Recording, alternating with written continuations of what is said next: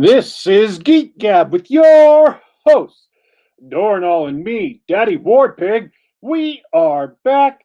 Geek Gab for Saturday, September 19th, 2020. 2020, otherwise known as the Demon Year. Dornall, how was your week? My week was pretty good. Let's start with what's sort of been occupying For my reasons that cannot be disclosed. for Almost as if they are not going to be disclosed. not going to be disclosed.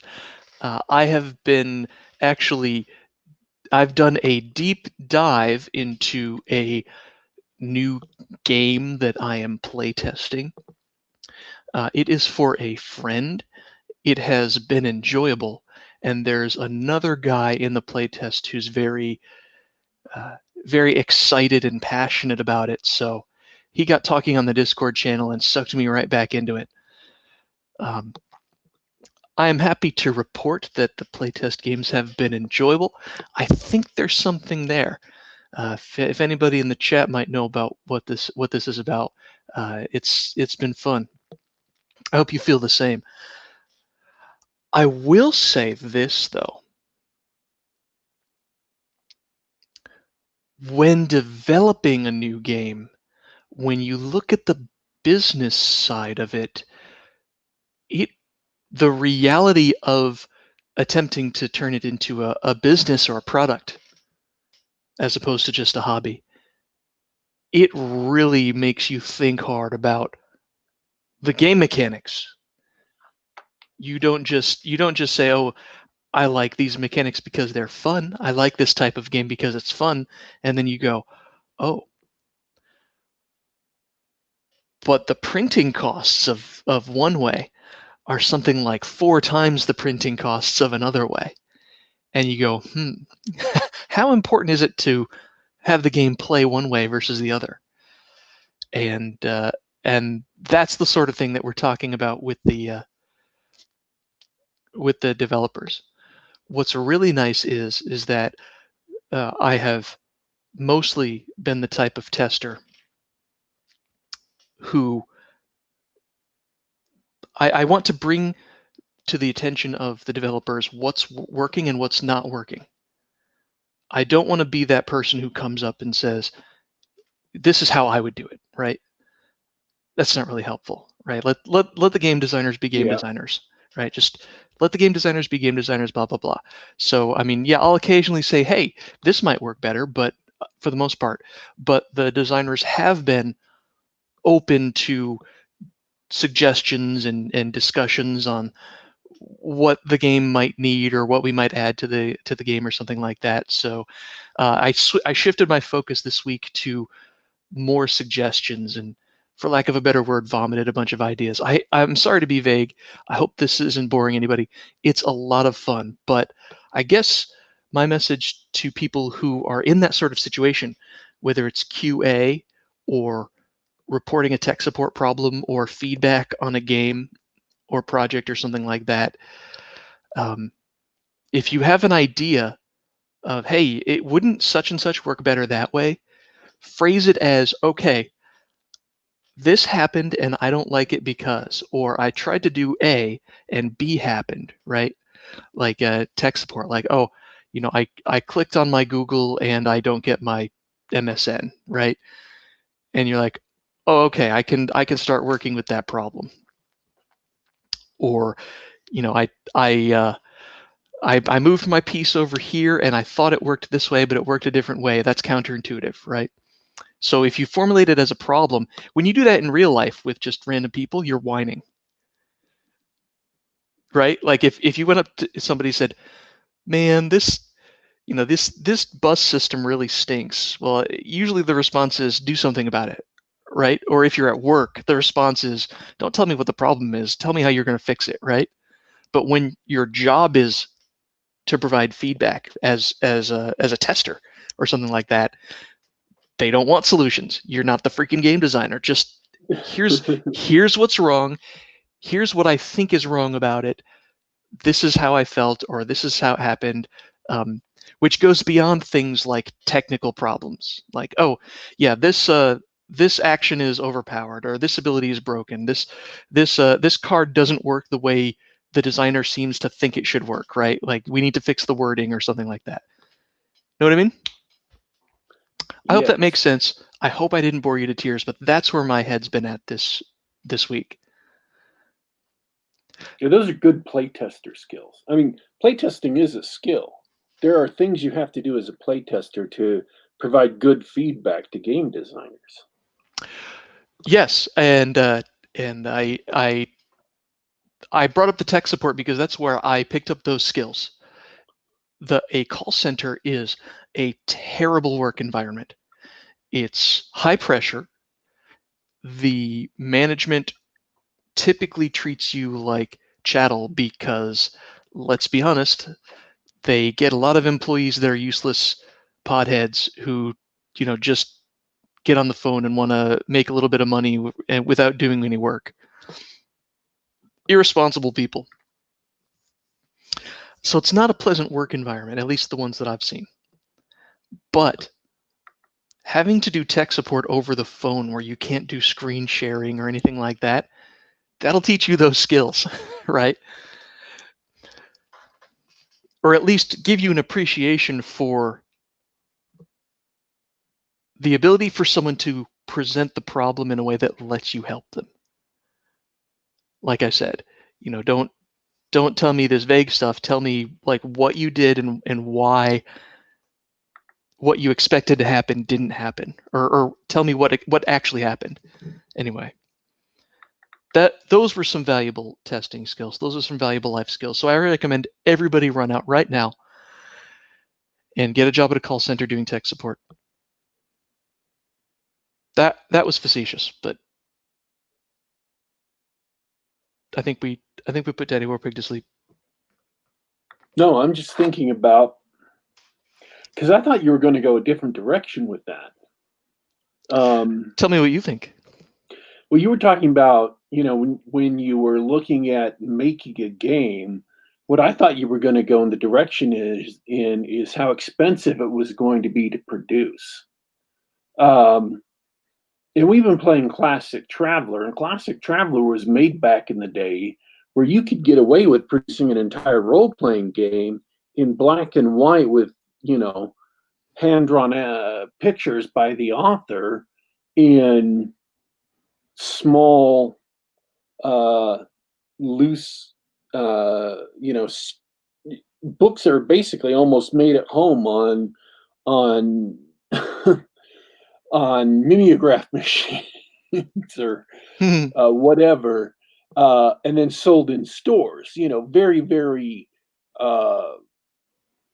inexpensive books. And even though, like, say, the birth of AD&D or the box sets kind of ramped up production values, they still were nothing compared to what, say, third edition D&D did, which basically turned them into coffee table books. And you have to have a huge investment, a huge capital investment in art and production design and things like that in order to even just begin to compete with the other games in the space, because otherwise you're going to look so bad that people won't even buy your game because it looks low quality, and they will assume it is low quality. And that's unfair in a lot of ways, but it's the expectation they have. It's the expectation that a lot of the customers have when it comes to those types of products these days. And the game I'm testing is not a role-playing game, so it multiply the art costs, right? Everything's got, and the fact that you need to hire a proper graphic designer to make sure that your components and your rules and your cards and your pieces and all these things have a good consistent look and feel, and also meet genre conventions and convey all the information that you need them to, right? Yeah. Tons of work, tons of upfront capital. I think I don't know if the game designers have spent a lot of time looking into that part of the business yet, but it's sort of starting to hit us all in the channel talking about it, just how much work still needs to be done and how much money it's going to take. But and I'm still talking role-playing games. Even so, this is the golden age of self-publishing as far as role-playing games go.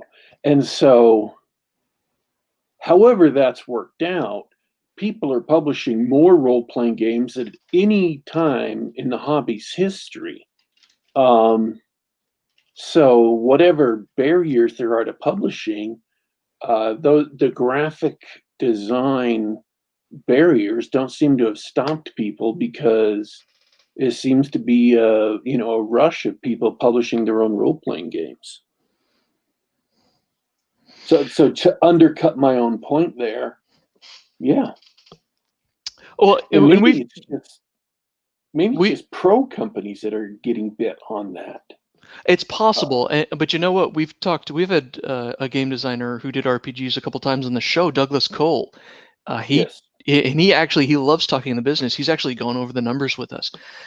Art's a massive percentage of the fixed costs, and he barely turns a profit on those things. But yeah, if you've got a few $1,000s in startup capital, you can get enough art for a adventure module or a setting book. It can be done. But yeah, A that's short rule supplement. exactly right. Like, but we're talking not everybody who is a game designer can just put together a few $1,000s. You have to go to something like Indiegogo or Kickstarter, and then you're in that situation of having to actually drum up the interest and get actual potential customers, investors. That's tough. That's tough. Same thing happened in the board game industry. Cheap ass games aren't really popular anymore. People want those expensive, colorful components with stylized art and really eye-popping table presence. Where you see that laid out, you see the game laid out at the convention on a table, and you go, "Ooh, I want to play that." That sort of thing. That's what people want out of their tabletop games these days. Because they're more collectibles than they are, things to be played. It's true. It's true. It's a story as old as the hobby of there's people, hundreds of people, thousands of people around the world who have game rooms or a game shelf, and they've got something like 100 games. I mean, how many do they play a week? Probably they've got 2 or 3 in rotation that is popular with them and their families or their friends this month, and that's all they play for maybe once a week, 3 times a week, whatever. And so they've got something like 80 games that see play twice a year, if at all. Or someone who grabs a new great game that's got great reviews, beautiful components, and everything like that. It's in shrink wrap 3 months later. They're collectibles. I'm the opposite, actually. Not only am I a cheapskate, but I've got half a dozen games that I really enjoy. And if I want to play other games, I count on the people who really enjoy those games to have a copy and want to play with me. I don't feel the need to collect all the sets. Though I do have a confession to make. Mm-hmm. I do have an unopened copy of Gloomhaven just to have it. Well, because Gloomhaven you scar up as you're playing. Uh-huh. And it's a one of a kind. It's fantastic. That'll sit on my shelf, and who knows? Maybe in the future, I'll have a new set of friends, or I'll be around a bunch of family or something, and say, "Hey guys, let me show you this new game." But I still think a superhero game based around the Gloomhaven model would be cool. oh, that would be great. That'd be great. Like, I think you hit the nail on the head. They're collectibles. Well, as in collectible card game. which is another genre which is massively expensive in terms of art. Oh. But that's the point, right? Magic. What made Magic so great? Like, you play the game and it's a good game, it's a fun game, but the evocative names and the artwork and the colors on all the cards, that really is what the collectible aspect of it is, what really made it stand out. Yeah, Bradford Walker, thanks for listening in live. I understand you. Some people really get turned off by the idea that you have a board game that you damage. Counterexample, the two most popular games that are like that are Pandemic Legacy by far and Gloomhaven. Pandemic Legacy, think of it as a series, like a TV series. You just play through it once, and that's okay. If you like Pandemic, you can go back and play regular Pandemic. I've never played the Legacy version. It's extremely popular, so it does what it needs to do. The other one, of course, is Gloomhaven. For less than $200 investment, you can get months or years of entertainment out of that product. Even though you're destroying it, you never have to play through it again. It's fantastic. It's the only way I would wreck a board game. In fact, they sell removable stickers that you can use to put on the boards and cards, so that if you wanted to replay from the beginning, you can remove those stickers without tearing everything up. Guess what? Nobody cares. We played for months, putting stickers on the board and everything like that, and we're like, oh yeah, this is good that we can remove these. If you ever wanted to start again. And a few months later, my buddy and I are like, yeah, no, I'm good. Let's wreck the board, right? Don't care.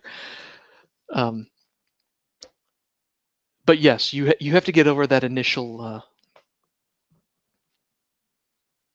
what's the word, that the initial hesitance that, yeah, it's like a book. You don't want to destroy it, but you're not destroying it. You're consuming it, and it's like a movie that you don't have to watch again.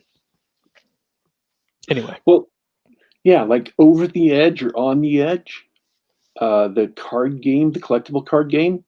It was based on a role playing game that had the other name. I can't remember it. But you know how you have to keep all your collectible card game cards pristine and in your card protectors because you might want to sell them someday. Well, with this game, um, you were encouraged to sign every single card in your deck with your signature. And then when you played for ante, the other person got the card if they won, and then they would sign it with their signature. And so now they had in their deck a card with two signatures on it: the person who originally owned it, and and their signature. And so you'd see people who'd have a card in their deck with like six signatures on it. Oh, that's cool. Uh, quote unquote, destroying the card, but it was encouraged, and that became like the community thing to where, people who didn't sign their cards were kind of frowned upon because they weren't in the spirit of the game. Well, that reminds me of a story about how I learned to play Vampire, or Jihad, as the original edition was called. Because of course we were all familiar with Magic the Gathering, and my friend grabs his deck of cards. They're not sleeved, it's fine. And he says, "Okay, guys, now you guys are used to Magic where you really take care of your cards." He cuts the deck, does a standard riffle, shuffles them up, and looks at us and says, "These cards are just for playing, guys. Don't worry about it." I think that's a real healthy attitude. Although people look at me weird when I start riffling Magic cards. I haven't played a physical game of Magic in years, though. Anyway, that's what's been on my mind this week. Game design for me is a fascinating subject. And I've come to realize that there's a lot of things you could do in game design as a game designer that you can explain up to a certain point. And there's some things that if you explain as a game designer, they stop working. Once players and DMs realize what you're doing, they stop working. So you just don't explain them. Oh, I'm not familiar with that. What's a good example? I can't talk about it because then they won't work Oh, when I son of a actually publish my game. son of a. Have you ever been on the other side of it? Have you ever experienced that when a game designer ruins something for you? No, because I don't think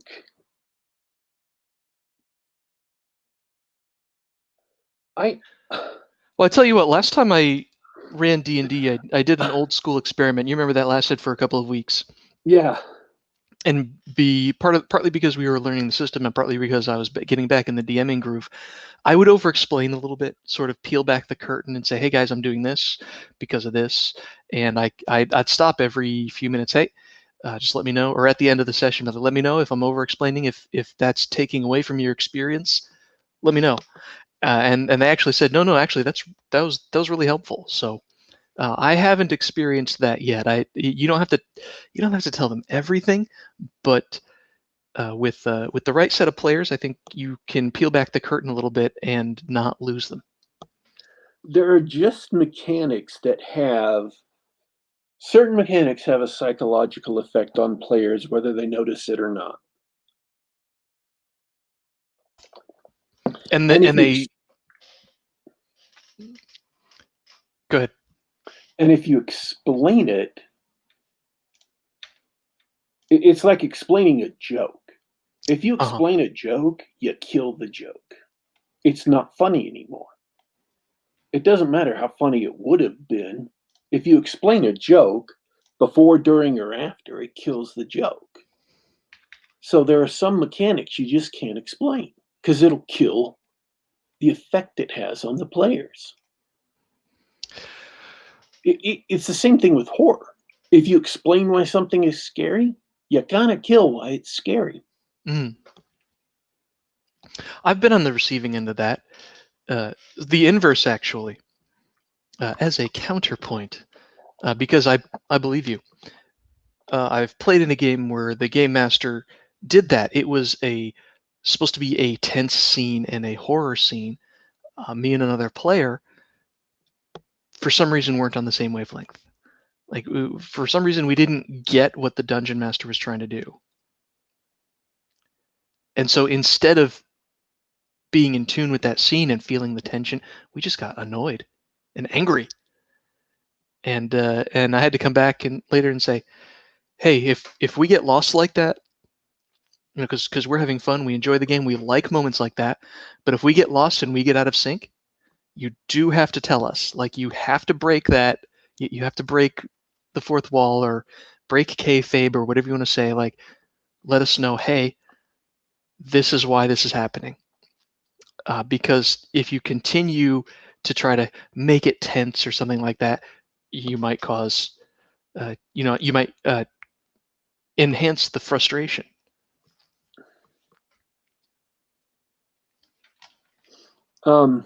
Anyway,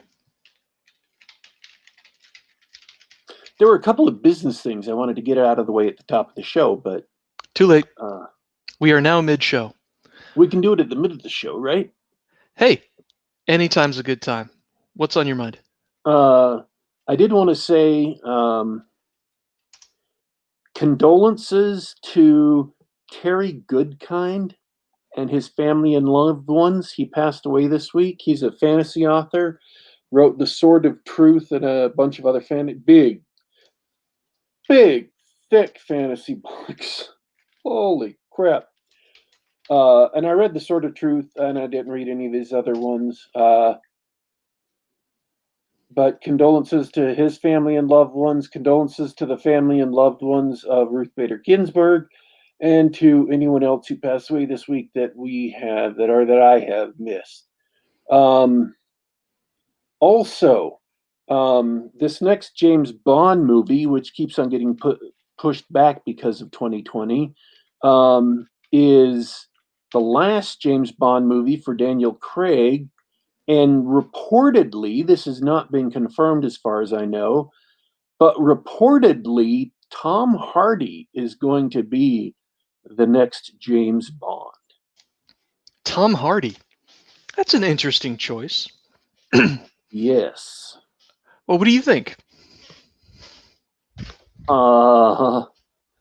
Well, I'm going to sit back and see what he does. I mean, they've wrecked James Bond almost totally anyway, so what the hell? I can say I am actually not a James Bond fan. The only movie I've ever seen is Skyfall, and I got arm twisted to watch that. So I don't really get the film or the genre or the character even. Was that me? Did I twist your arm to see that? I don't recall. Okay. I mean, I might have. It's possible. Well, it's like everybody I say I've never seen a James Bond movie to, they get the same face when someone tells you, actually, I've never seen Star Wars. Or Yeah. in my case, I've also never seen Rocky.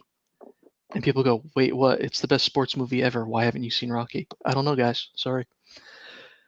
Just, it never came up. Anyway, so as I understand it, they changed James Bond, the James Bond style in the Daniel Craig movies to ape the popular Jason Bourne style heavy action films. Is that right?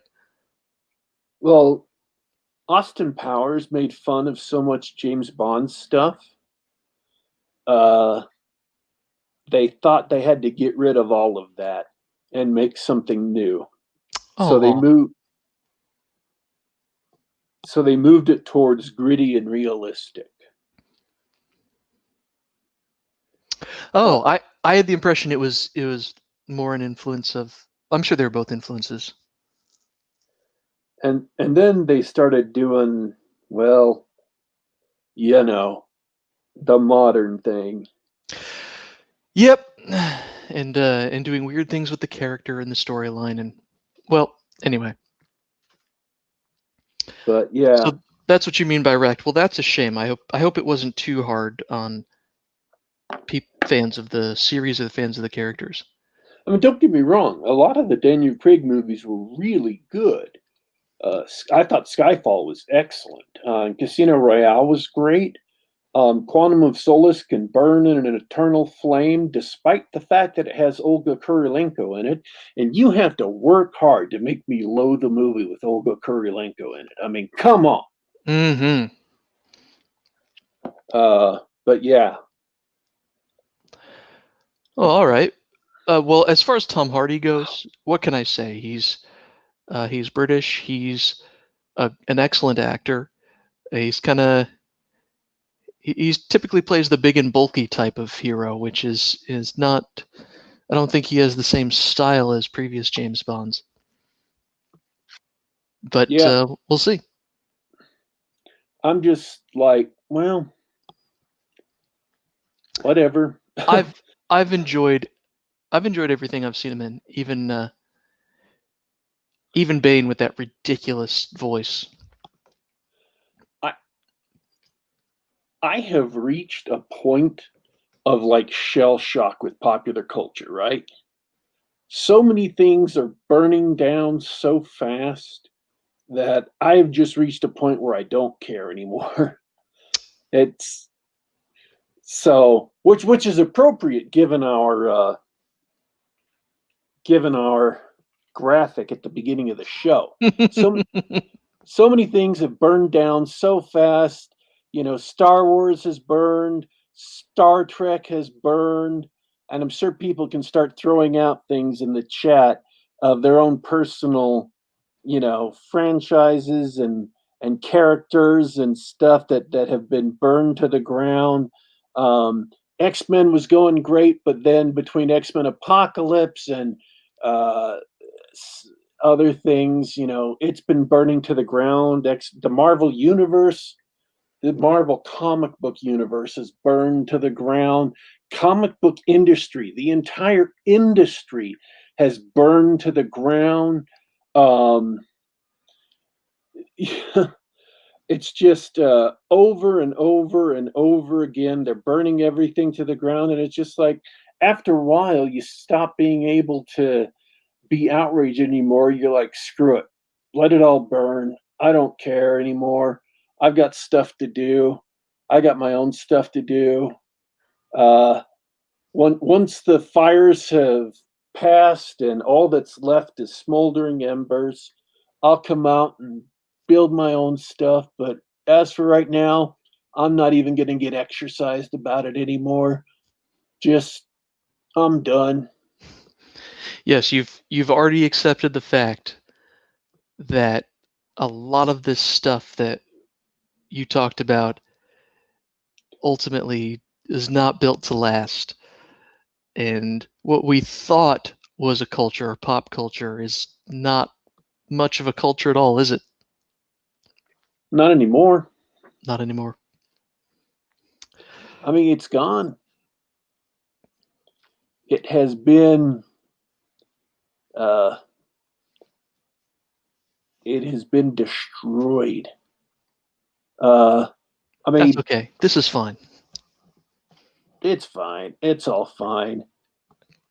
And even Hollywood itself is like I'm talking about the businesses themselves, the corporations are really, really struggling right now. They're really getting, 2020 and specifically the COVID uh, really kicked them in the teeth. Good. Uh, they're losing, like individual corporations are losing billions of dollars. That's just, It's amazing. that's the kind of money that the federal government doesn't even notice, but a corporation, it's like, if you have $1 billion in red ink on a balance sheet, that's, Yeah, that's going to cause some problems. oh man. So, yeah. And what happens in the aftermath of a forest fire is it just leaves it open for regrowth for smaller, new uh, plants that wouldn't have had a chance before to grow in the place of all the things that have burned down. Absolutely. Speaking of Hollywood in particular, I mean, it's my opinion that they can't go away fast enough, but there are plenty of filmmaking communities around the country and the world. Atlanta's a big hotspot for doing television, mostly television and movies. Vancouver's always going to be there. So I hope that there's more room in the future for, well, for lack of a better word, for more diversity in our video entertainment. I'm going to be sad if the movie theater finally dies. That it has been a great American pastime and tradition. Something that uh, I used to enjoy a great deal. I used to really like going to the theaters as a sort of a community experience, friends and family, that sort of thing. That's starting to go away, and they're all going to go out of business or get scooped up by the producers.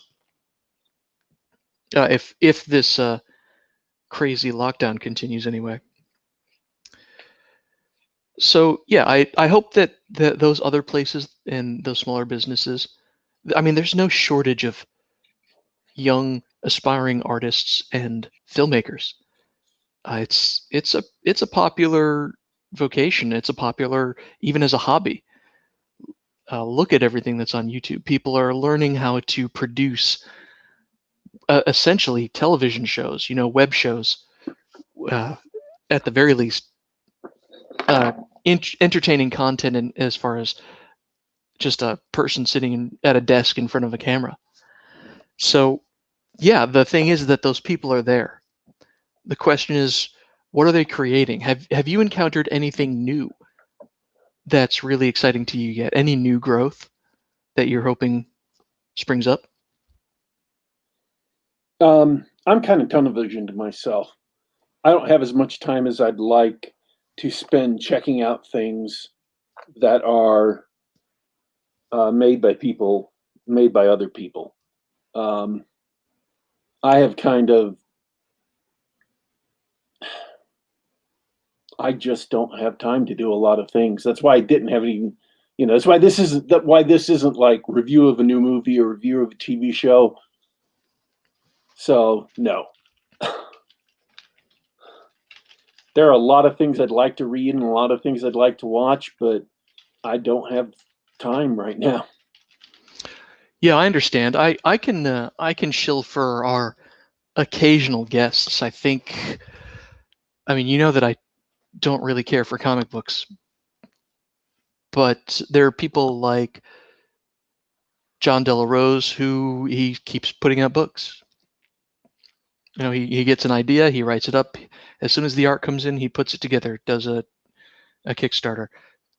That's the type of thing that we need more of.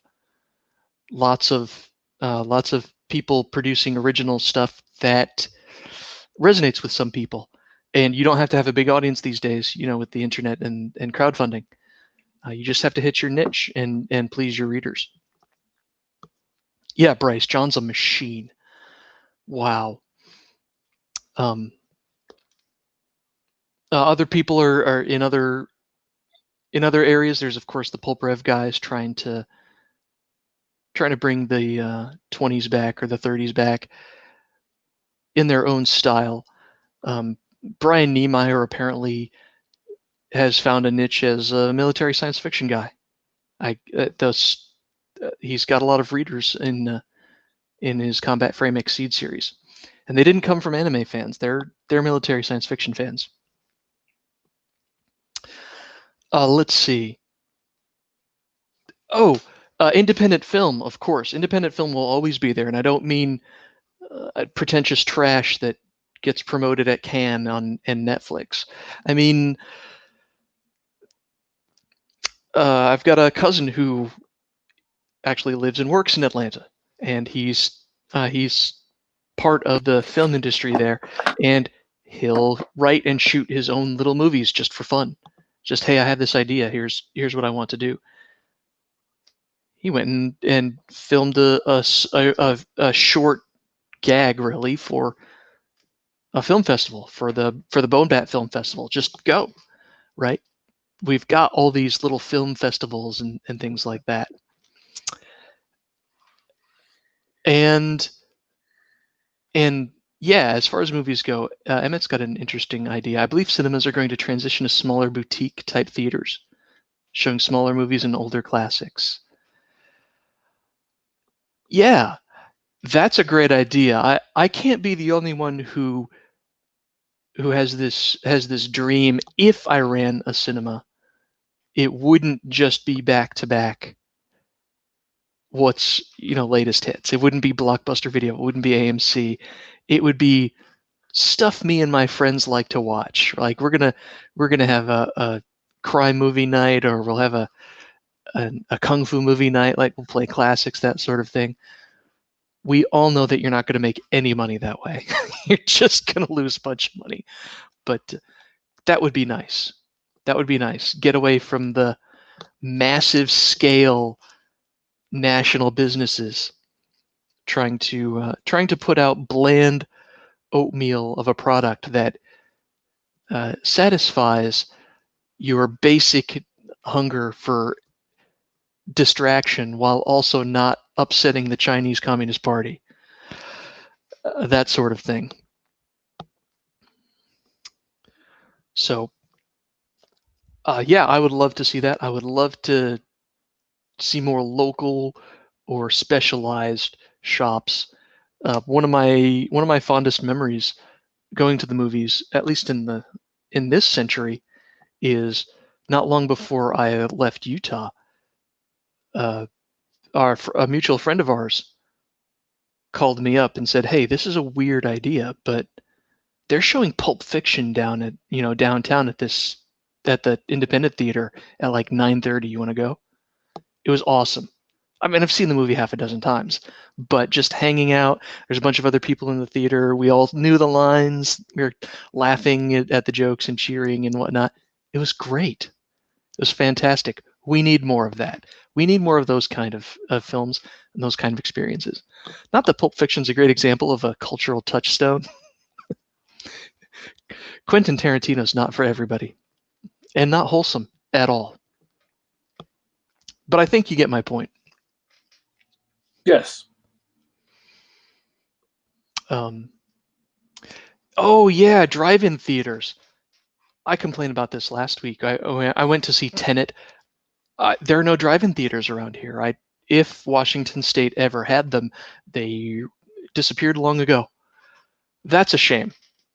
I mean, that makes sense. They're not going to be very usable 6 months out of the year. But come on, that's a great opportunity to get outside and enjoy some fresh air.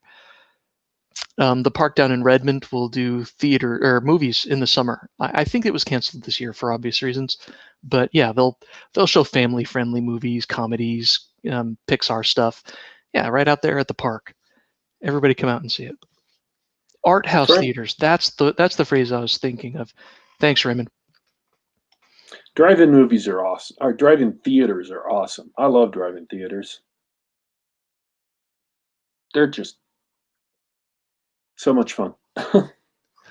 Yeah, I always thought the radio thing or the speaker that they used to get the sound, I thought it was kind of awkward and weird that everybody was in their cars, but at the end of the night, like you basically, hey, I drove out with the family or a bunch of friends, and we had a picnic lunch outside while the movie was playing up on two movies. Usually they do back to back. That's great. Hollywood doesn't understand that. You want to know why movies are so popular in Los Angeles? Summer blockbuster movies. Why would you ever go to a movie theater in summer? Oh, because it's 98 degrees and you get 3 hours of air conditioning and cold drinks and popcorn. It's an escape from the sun. Whereas to me, movie theater is a perfect rainy day activity. Yeah, you get out of the rain or get out of the snow. Just get out of the weather and enjoy something. I mean, that's what movies used to be, right? Just the chance to get into the theater, kick back, and let it all go, and just enjoy something for a bit. Uh, now the movies are more miserable than whatever the hell it was you were trying to escape from. It's like, nah, man, I'll give it a miss. Give me 2 more hours of 98-degree weather. It's better than this crap. I don't know. I mean, isn't that what? Well, let's put it this way. Don't storytellers have an obligation to make listening to their stories better or at least less worse than than whatever else is going on in someone's life? I mean, that's just a bunch of crap. Producing these miserable garbage movies, comedies that aren't funny, action movies that are boring, uh, romance movies that aren't romantic. It's just real life isn't supposed to be better than the movies. That's why people went to movies in the Great Depression and World War II, is to have something glamorous, to have something great, to have something stirring or just amazing on the screen that they could watch and go, that's so cool. That's amazing. Watch an Errol Flynn movie. To watch a comedy with Shirley Temple or whoever to watch a Wizard of Oz. I mean, the Wizard of Oz, when it first came out, that was absolutely mind blowing. To start in black and white, like all the other movies were, and then all of a sudden, just, you know, however long into the movie it was, bam, to be that full Technicolor glory, just, blew people's minds right against the back wall. How the Outstanding. hell, yeah, how the hell did storytellers lose the idea that they were supposed to make people's lives better? That's a hard concept to grasp. You're supposed to make people's lives better. So they could come out of the heat or the cold or the rain or whatever and just sit in the dark theater, chewing on a snack, and watch something great. There's something appalling and wrong about watching something great. Is greatness no longer something to aspire for? Do we not want to make people happy? I mean, is this no longer about the audience? What the hell happened?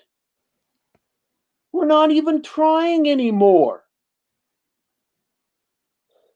I I have an idea. want to Well, see greatness again. I want to see people at least try. Someone who tries for greatness and doesn't quite hit it is far, far better than someone who just makes a bunch of mediocre crap and doesn't even care. Like Mulan, right? All the money in the world to make a movie, and they're not even trying to make something great. They're just making another miserable, preachy, political wreck of a show. I could have watched Mulan. Could have watched Mulan and come on and reviewed it. Absolutely could have watched Mulan, and I didn't want to because I knew it was just going to be another miserable modern slog. It's like, oh, look, hey, let's take a genuinely awesome genre. I mean, Chinese wushu movies are awesome. They are so kick ass. People flying all over the place and fighting. Um, Martial arts is so beautiful and so kick ass, and you can do so many things with it. And it is amazing. And I am in awe of the skills of the people who they have fighting, of the cinematography they do. I haven't been able to watch a lot recently, but in the last 4 or 5 years, I've watched several of them, and they are just absolutely incredible. And they took this genre that can do just fabulous things, and they made it into another miserable BS Western whiny feminist tract. Okay? I don't need that. I get that all the time. There's nothing that I need. Give me something from that. There's nothing I need for a movie like that. Give me a Chinese movie. If you're not going to make a remake of the original Mulan, if you're not going to have a talking dragon that makes jokes, that makes something interesting, that makes me laugh, then give me a wushu movie. Give me a movie with mysticism. Give me a movie with people working hard to learn how to fight, working hard to gain recognition.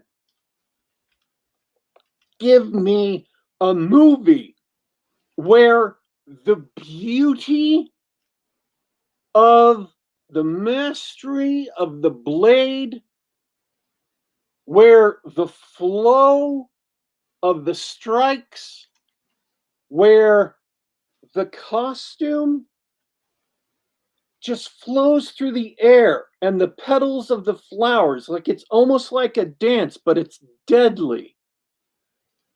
Where they jump from rooftop to rooftop. Give me a movie that is worth doing it different. Because they ruined that too. It's not just the story, it's not just the preaching. They ruined the martial arts too. They didn't even do that right. They ruined everything.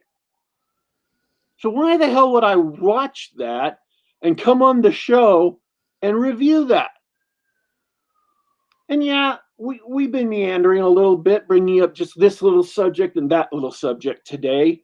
And I apologize if that wasn't the most compelling show, but or the most compelling show we've ever done. But still, I'm not going to watch that Milan show and come and review it because it's crap. There's nothing virtuous or noble about it. I feel like I've dropped a point in here somewhere, and I probably have. Again, apologies for that. But hey, man, the crowd in chat does not care for your points. They just want the rant. They want the energy to flow. but you have got to make something awesome, and they could have made something awesome. They could have made it great. And I love Wushu. They could have made a great Wushu movie, and they didn't. They just made something mediocre because they're not even trying for greatness. And it's frustrating, and it makes me mad. And that all this money is flowing to people who aren't even trying to make good movies. I don't even know what the hell they're trying to do. I don't think they know what the hell they're trying to do. I think they've been pulled out of obscurity way too early. I think they've been given money way too early. And I think it's ruining them. I think these are people who've been promoted way, way, way too early. And they haven't learned how to fight yet. They haven't learned how to do what they're supposed to do. And most importantly, they're not focused on making something great. They're focused on making something that's preachy, and they haven't learned how to be good storytellers yet. They haven't had a chance for their skills to mature. And so they're just kind of vaguely waving their hands at the wall and hoping something comes out because they've been sitting around in bull sessions telling each other how everything would be great in the movie theater if only they would do it this way politically. And now they're in the seat way before they should be. And now they're trying to do that, and it's not working because it wasn't ever true. They should have had a chance to get more seasoned. They should have had a chance to work harder. They should have had a chance to come up under someone like Roger Corman or whoever who could have beat some sense into them and showed them this is how you make a movie that works. This is how you make a movie that sells. And then they could have come out and maybe done something even with their foolish politics. I don't know. I have a piece of the puzzle if you are please. interested. I really need to just rewind this whole thing and listen to it again so I can figure out where I lost my point. But still. Part of the puzzle is, and I'm not entirely sure how this happened, but they started being something that we consume, these shows and films. Think of the Marvel Cinematic Universe. It's the most egregious example.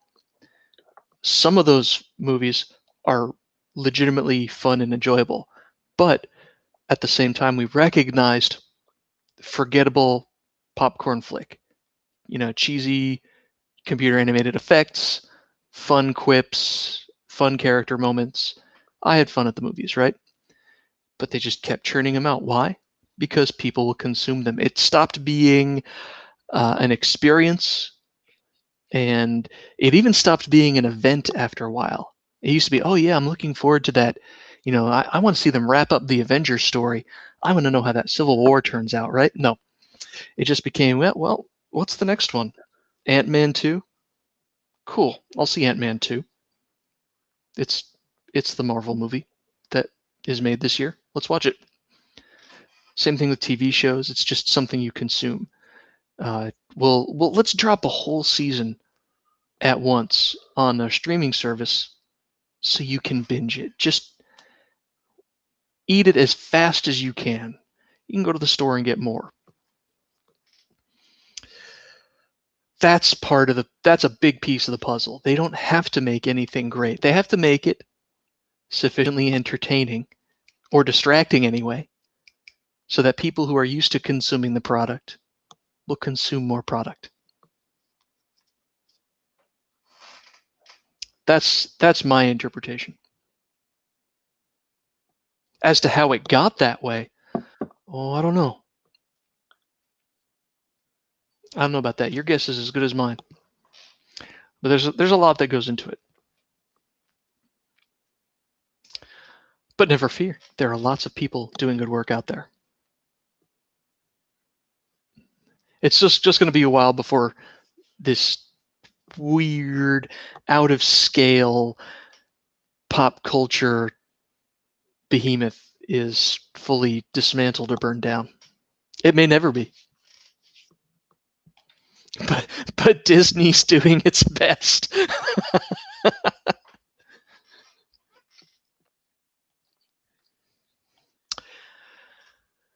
Well, that was a fun rant. I enjoyed it. I was just about to ask you. That was a great rant. What else? What else is on your mind, DW? I was going to ask, are there any questions from the chat that we should answer? They have no questions, but they're definitely they're following along. Let's see. Yeah, talking about Die Hard, action heroes, fun stuff. We've lost the pulp mindset. Yeah, I mean, I guess that's part of it. Pulps were kind of a consumption model, though. It was just like, yeah, cheesy fun adventure stories on cheap paper just to make a quick buck. Well, see, that's where I think you're wrong. Tell me more. I mean, that's logically impossible for me to be wrong. It's physically impossible, but give it your best shot. It isn't that you make something quick for people to enjoy. That isn't meant to be collected and put up on a shelf and be kept forever. That's not a problem. That's nothing to worry about. That's not bad. I think all the people who say that's intrinsically bad are missing the point. The point is the storyteller and what's inside.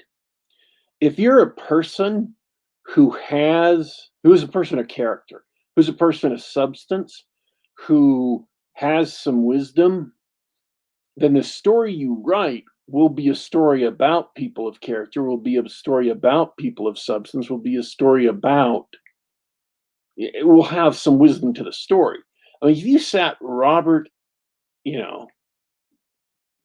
Howard, Edgar Rice Burroughs down, and they were Marvel screenwriters today, they could churn out Marvel movies just as fast as Marvel is doing, and their stories would be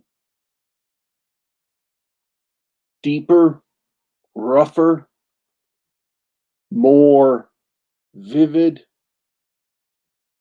more substantive than a lot of the things that show up in the Marvel movies or anything else.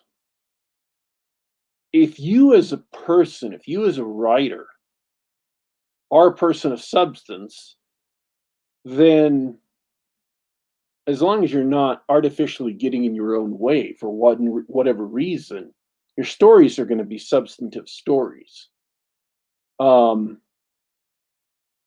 if you're a writer or a silly, foolish person, then you're going to write a silly, foolish story. Now, there's one exception to that. If you're a substantive writer and you set out to write a silly, foolish story, you can. A person of substance can deliberately write a silly, foolish story, but a person who is silly and foolish cannot deliberately write a substantive story. They don't have it in them. So I think it's bad when a person unknowingly and uncritically only watches silly and foolish media, but just because someone writes, let's say, a lot of books in a year, like John Delarose, doesn't mean that the stuff they produce is worthless or they're doing something wrong. That they're just producing to consume and that their fans are just consumers. I think that's a mistake to make.